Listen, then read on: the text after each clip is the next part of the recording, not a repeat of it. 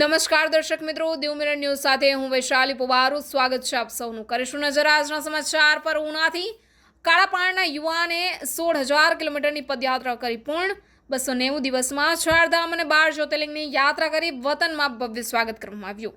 ઉના તાલુકાના કાળાપાણ ગામના રાજભાઈ મજીઠિયાએ 290 દિવસમાં 16,000 કિલોમીટરની પદયાત્રા પૂર્ણ કરી છે.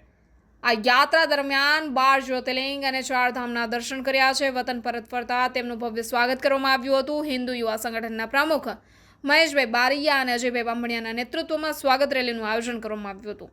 રેલી ઉનાની રાવણાવાડીથી શરૂ થઈ મોટી સંખ્યામાં લોકો જય શ્રી રામના નાદ સાથે જોડાયા હતા. ટાવર ચોક ખાતે ધારાસભ્ય કાળુભાઈ રાઠોડે રાજભાઈનું ફૂલહારથી સન્માન કર્યું. આ પ્રસંગે જિલ્લા ભાજપ ઉપપ્રમુખ રાજભાઈ ડાભી અને મિતેશભાઈ શાહ સહિતના આગેવાનો ઉપસ્થિત રહ્યા હતા. રેલી દેલવાડા મુકામે પહોંચતા કુબાવત ચેરિટેબલ ટ્રસ્ટ દ્વારા પણ સ્વાગત કરવામાં આવ્યું હતું. ઉનાથી કાળાપાણ સુધીની આખી રેલીમાં હિન્દુ યુવા સંગઠનના કાર્યકરો જોડાયા હતા. માર્ગ પર ઠેર ઠેર લોકોએ રાજભાઈનું ઉમળકાભેર સ્વાગત કર્યું હતું. રિપોર્ટર કાજલ બામણિયા, દીવ મિરર ન્યૂઝ, ઉના. નમસ્કાર મિત્રો, હું ફિરોઝ ઈરાની આજે તમને એક નવી વાત કરવા આવ્યો છું. દીવ મિરર ન્યૂઝ જોતા રહો, સબસ્ક્રાઇબ કરવાનું ભૂલતા નહીં અને શેર કરવાનું પણ ભૂલતા નહીં. સત્યની સાથે જોડાતા રહો.